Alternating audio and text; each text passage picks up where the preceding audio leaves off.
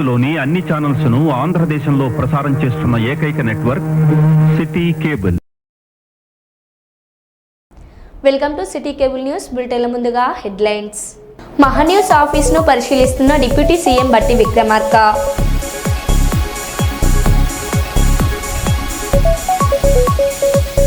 HCU భూముల విషయంలో వెనక్కి తగ్గేదే లేదు అంటున్న సీఎం రేవంత్ రెడ్డి.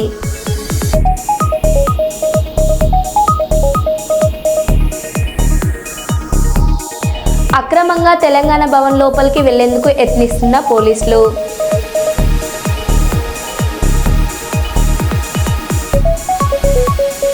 హైదరాబాద్లోని మహాటీవీ మీడియా ఛానల్ ఆఫీస్పై బీఆర్ఎస్ శ్రేణుల దాడి.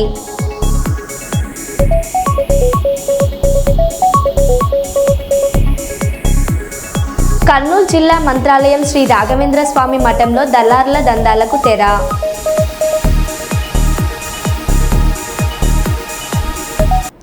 ఇక వివరాల్లోకి వెళ్తే, దయచేసి నన్ను రెచ్చగొట్టకండి. నా బలమేంటో భారతదేశంలో అందరికీ తెలుసు. ఇంకా నా బాడీలో 4 బుల్లెట్లు ఉన్నాయని కొండమురళి అన్నారు. జరిగింది పొంగులేటిని టార్గెట్ చేస్తూ ఒక అంశాన్ని ప్రస్తావించారు. ఆయన అలా మామ రాజకీయాల్లో లేకుండా నేను చేశాను కాబట్టి ఇప్పుడు మమ్మల్ని ఇబ్బంది. కొండమురళి అంత బలహీనుడా? పొంగులేటి ఫోర్స్ చేస్తే కొండమురళి రాజకీయంగా ఇబ్బంది పడేంత బలహీనుడా? నేను బలం ఎంతున్నా అనేది మీకు తెలుసు, ఇవాళ ప్రజలకు తెలుసు, భారతదేశంలో ఉన్న ప్రతి ఒక్కరికి తెలుసు. దయచేసి నన్ను రెచ్చగొట్టకండి. నేను మొదలే చెప్తున్నా, నేను బలహీనుని కాదు, సాగుకు భయపడా. ఇంకా 4 బుల్లెట్లు ఉన్నాయి నా దాంట్లో. నేను అందుకే కొంచెం నీడకు వస్తారా అని అడిగినా. లేదు మా మీడియా ఆయన ఇన్ఛార్జ్ చెప్పడం జరిగింది, అక్కనే పెట్టిండ్లన్నా ఎండైనా మీరు రండి అని. హైదరాబాద్లోని మహాటీవీ మీడియా ఛానల్ ఆఫీస్పై బీఆర్ఎస్ శ్రేణులు దాడికి పాల్పడ్డారు.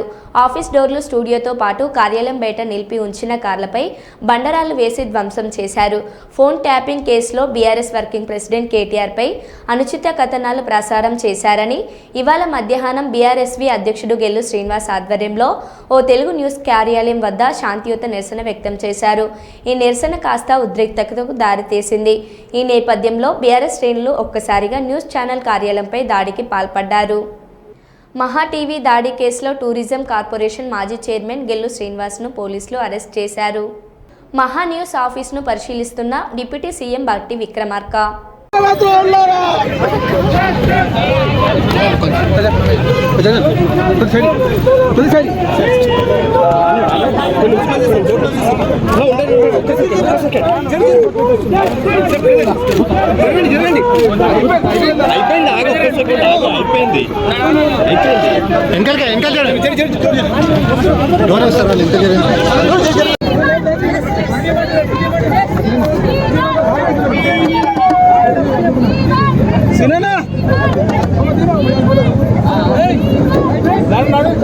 అమ్మా నువ్వే పోలీసు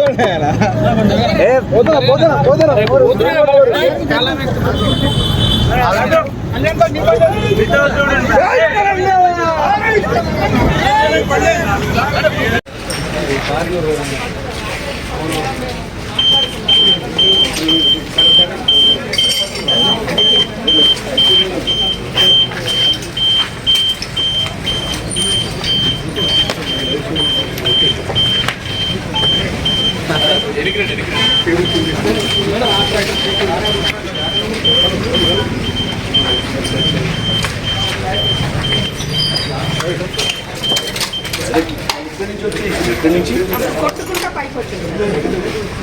ఏదో ఇక్కడ నుంచి కుండీలు కూడా తీసి వాటితో పగలగొట్టారు.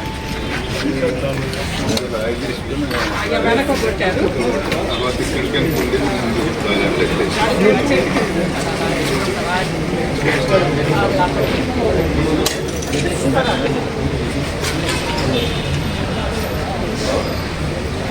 నిల్వై హైదరాబాద్లో మహా టీవీ కార్యాలయంపై బీఆర్ఎస్ నాయకులు చేసిన దాడిని నిరసిస్తూ మైబాద్లో జర్నలిస్టుల నిరసన. దాడిని తీవ్రంగా ఖండించిన టీయూడబ్ల్యూజే మైబాద్ జిల్లా అధ్యక్షులు సిహెచ్ శ్రీనివాస్. ఖండించండి, మహా టీవీ ఆఫీస్పై అక్రమ దాడిని ఖండించండి. పత్రికా స్వేచ్ఛను కాపాడండి, పత్రికా స్వేచ్ఛను. ప్రజాస్వామ్య వ్యవస్థలో 4వ స్తంభం లాంటి పత్రికా రంగం పైన దాడులు చేయడాన్ని మేము తీవ్రంగా ఖండిస్తున్నాం. ఫోన్ ట్యాపింగ్ వ్యవహారంలో వార్తలు ప్రసారం చేస్తున్న మహా న్యూస్ పైన కక్ష సాధింపు ధోరణిలో బీఆర్ఎస్ పార్టీకి చెందిన నాయకులు గుండాల్లాగా వ్యవహరిస్తూ దాడులు చేసి ఆఫీసులో ఫర్నిచర్ను ధ్వంసం చేయడమే కాకుండా జర్నలిస్టులకు సంబంధించిన ఆఫీసుకు సంబంధించిన వాహనాలను ధ్వంసం చేయడాన్ని మేము తీవ్రంగా ఖండిస్తున్నాం. ప్రజాస్వామ్యంలో వార్తలను ప్రచురించడం, ప్రజల వాస్తవాలను ప్రజలకు వివరించడం అనేది పత్రికల, ఎలక్ట్రానిక్ మీడియా విభాగాల ప్రధాన పాత్ర. వాటిని ఖండించడానికి అనేక మార్గాలు ఉన్నప్పటికీ కేవలం దాడుల ద్వారానే వాటిని అణచివేయాలని చూడడం తీవ్రమైన తప్పుగా మేము ఈ సందర్భంగా తెలియజేస్తూ, అదేవిధంగా BRS party working president KTR నా పైన ఫోన్ ట్యాపింగ్ వ్యవహారంలో తప్పుడు వార్తలు రాసే పత్రికలను, ఎలక్ట్రానిక్ ఛానళ్లను మా అనునాయులు క్షమించరు అని చెప్పిన కొద్ది గంటల వ్యవధిలోనే మహా టీవీ పైన దాడి జరగడం పత్రికలకు ఒక సవాలుగా మేము భావిస్తున్నాం. జర్నలిస్టు యూనియన్లన్నీ ఐక్యమై రాష్ట్ర వ్యాప్తంగా ఉన్న జర్నలిస్టులు కూడా దీన్ని తమకు ఒక హెచ్చరికలా గుర్తించి దీనిపైన పోరాటాలకు సిద్ధం కావాలని, వెంటనే బీఆర్ఎస్ పార్టీ దీనిపైన స్పష్టమైన ప్రకటన చేసి జర్నలిస్టులకు, మీడియా రంగానికి క్షమాపణ చెప్పాలని డిమాండ్ చేస్తున్నాం. హంటర్ రోడ్లోని ధర్మసాగర్ మండల సాంఘిక సంక్షేమ బాలికల రెసిడెన్షియల్ పాఠశాలను, కర్ణాపురంలోని మహాత్మా జ్యోతిరావు పూలే రెసిడెన్షియల్ బాలికల విద్యాలయాన్ని ఆకస్మికంగా తనిఖీ చేసిన మాజీ ఉప ముఖ్యమంత్రి స్టేషన్ గన్పుర శాసనసభ్యులు కడియం శ్రీహరి ధర్మసాగర్ మండల సాంఘిక సంక్షేమ బాలికల రెసిడెన్షియల్ పాఠశాలను మాజీ ఉప ముఖ్యమంత్రి స్టేషన్ గన్పూర్ శాసనసభ్యులు కడియం శ్రీహరి ఆకస్మికంగా తనిఖీ చేశారు. మొదట తరగతి గదుల నిర్వహణ, త్రాగునీటి సౌకర్యం, విద్యార్థులకు అందుతున్న భోజన నాణ్యతను ఎమ్మెల్యే కడియం శ్రీహరి స్వయంగా పరిశీలించారు.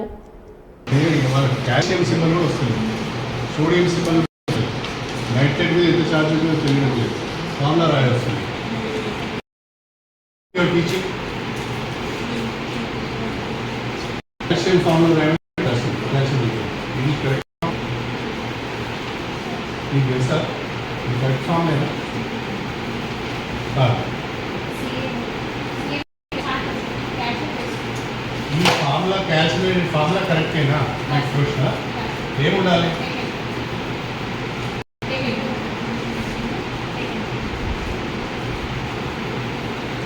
కాల్షియం ప్లస్ ప్లస్ ప్లస్ 2 ఇది only -1. So to balance calcium nitrate can anybody write the process of photosynthesis?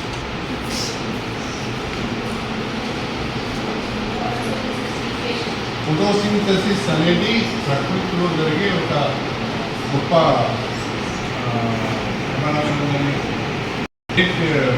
experiment. Because of that, we are surviving, trees are surviving. What is it?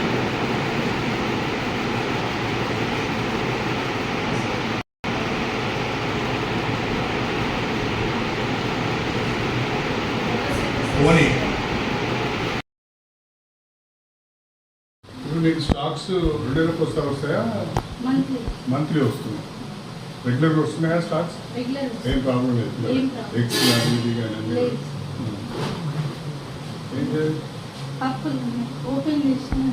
ఎందుకు 2 bag ఒకేసారి open చేస్తారు? అది పెసరు బాబా బాగానే వస్తుంది. మీరు పప్పు పిల్లలకు తక్కువ వండిస్తున్నారు.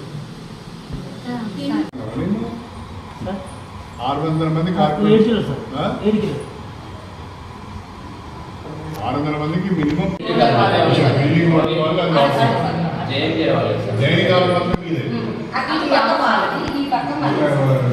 What you be social. Okay, which lesson?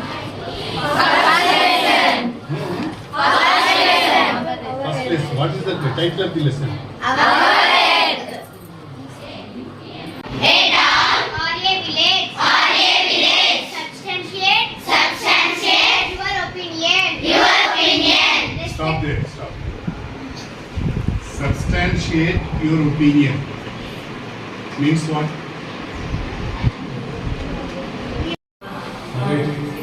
ఇది మన గంటలు అది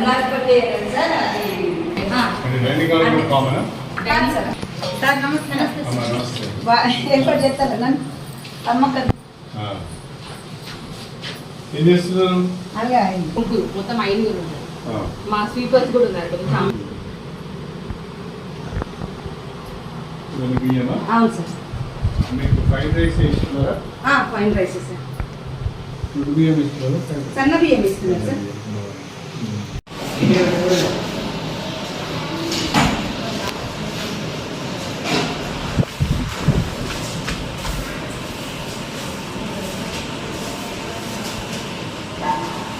ఏం చేస్తాం? ఇది కాకుండా ఇంకేమున్నది? టమాటా? టమాటా పులుసు. చామగడ్డ కర్రీ ఉండడానికి అంటే ఈ కూరగాయలు ఎవరు తీసుకుంటారు? కూరగాయలు ఎవరు తీసుకుంటారు? తెచ్చినప్పుడు ఎవరు చూస్తారు? అది చూసినప్పుడు ఇట్లాంటి కూరగాయలు ఇది సాంబార్ వేసుకుంటారు పడుతుంది. ఇట్లాంటివి తీసుకుంటే చెక్ చేసుకొని తీసుకోవాలి కదా. వాడు మార్కెట్లో ఇప్పుడు వీళ్ళంతా లేడీస్ కదా, వాళ్ళ ఇళ్ళకి ఇట్లాంటి కొనుక్కోపోతారా? వాళ్ళ ఇళ్ళ పెట్టండి తీసుకే దూరం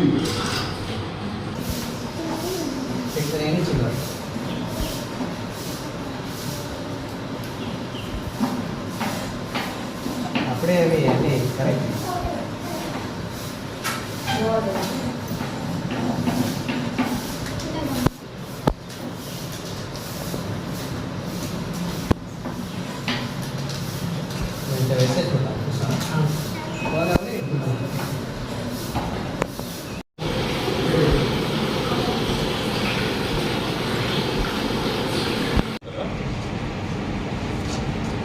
పక్కకున్న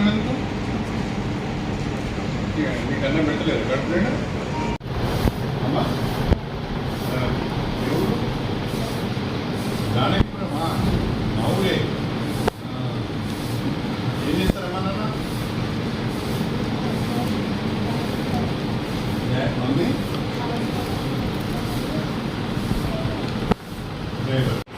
ఈజీ కరెక్ట్.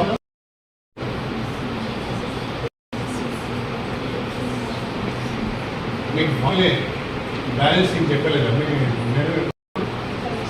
మరి ఇప్పుడు కాల్షియము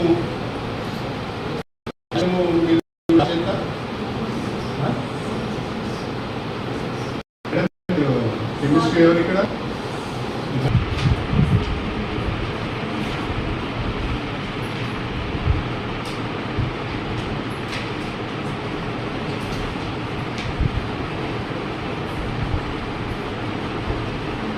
మంత్రి అడ్లూరి లక్ష్మణ్ కుమార్ కు తప్పిన ప్రమాదం.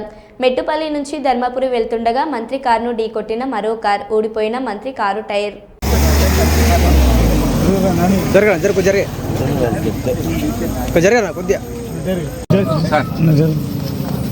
హెడ్లైట్ గిట్లైట్ ఏం పోలేదు సార్. వీలు ఊసిపోయింది సార్ కింద, ఫ్రంట్ వీలు.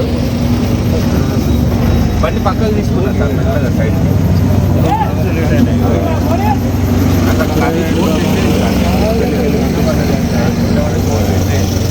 పిన్ కూడా ఛార్జింగ్ పెట్టగా అది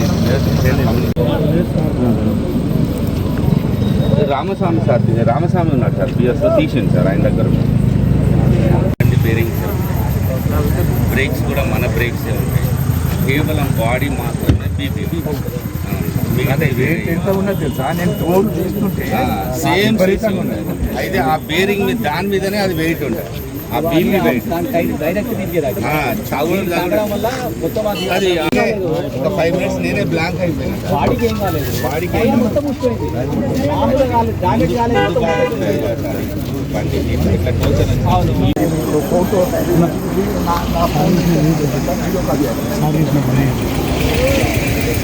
యువత లవ్ అఫైర్స్ మానుకోవాలని, కావాలంటే కోట్లాడి పెళ్లి చేసుకోవాలని కాంగ్రెస్ సీనియర్ నేత వి హనుమంతరావు సూచించారు. సత్య హరిశ్చంద్రుడి ప్రాణాల కోసం భార్య ఏముడితో కోట్లాడింది. ఇప్పుడు భార్యల భర్తల ప్రాణాలు తీస్తున్నారు. భార్య భర్తలు కలిసినప్పుడే సంసారం బాగుంటుంది. భార్యలే భర్తలకు స్కెచ్ వేయడం నేనెప్పుడూ చూడలేదు.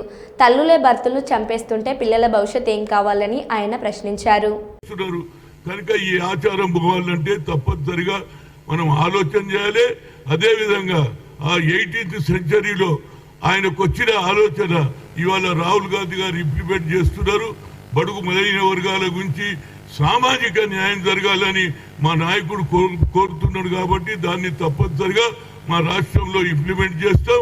అదేవిధంగా నంబర్ 1 సిటీ కావాలంటే ఈ చెడు సాంప్రదాయాన్ని కూడా తప్పనిసరిగా దూరం చేసేసి ఇలాంటి వాతావరణాన్ని చెడగొట్టొద్దని, మహిళలకు ఉండే గౌరవం వాళ్ళకు ఉండాలి, మగవాళ్ళకు ఉండే గౌరవం ఉండాలి, భార్యాభర్తలు కలిసి ఉండాలి, పిల్లలు కూడా తల్లి మీద ప్రేమ చూపించాలి, భార్యాభర్త మీద ప్రేమ ఇద్దరు కలిసి ఉన్నప్పుడే సంసారం బాగుంటుంది. లేకపోతే తల్లిదండ్రులకే చంపేస్తే, తండ్రినే చంపేస్తుంటే పిల్లల భవిష్యత్తు ఏం కావాలి, వాళ్ళు కూడా రేపు పెళ్లి అవుతుంది.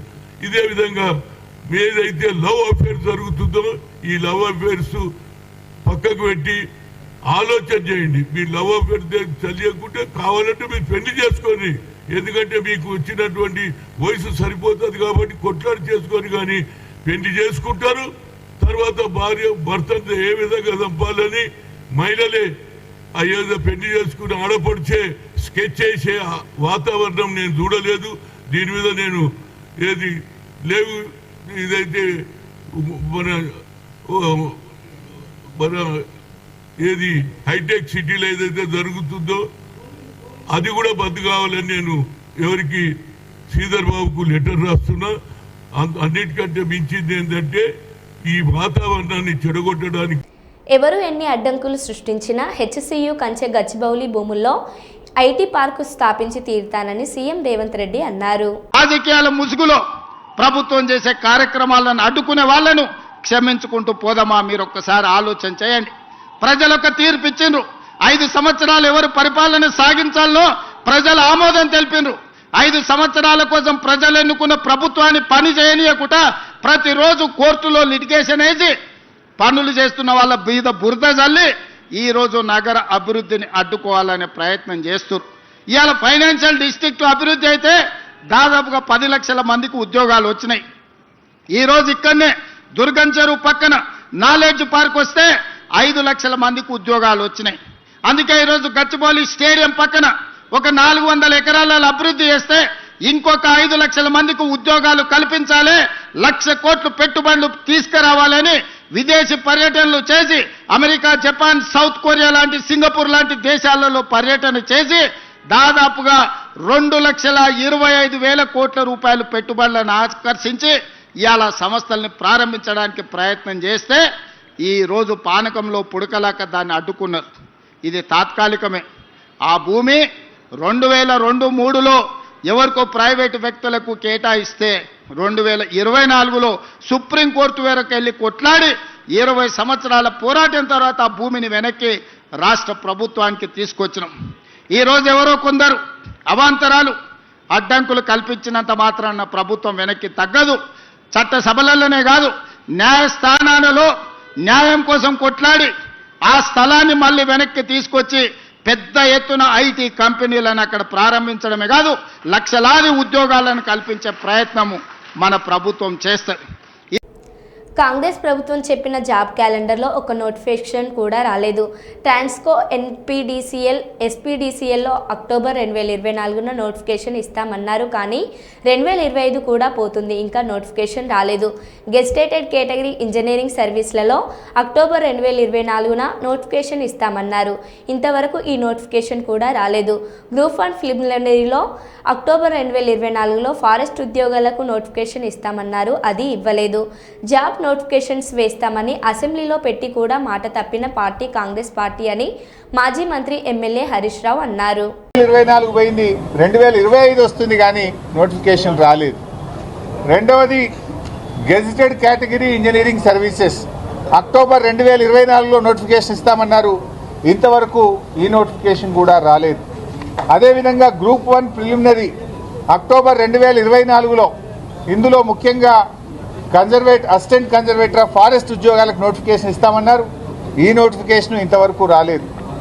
అదేవిధంగా gazetted scale officers, degree and above professional services in department, corporations and societies జనవరి 2025లో నోటిఫికేషన్ ఇస్తామన్నారు, నోటిఫికేషన్ రాలేదు. DSC mega DSC Ponnam Prabhakar గారు నిరుద్యోగ యువతపై కలిస్తే మంత్రిగా ఆయన హామీ ఇచ్చాడు. మేము మెగా డిఎస్సి ఇస్తున్నాం తొందరలోనే అని చెప్పారు.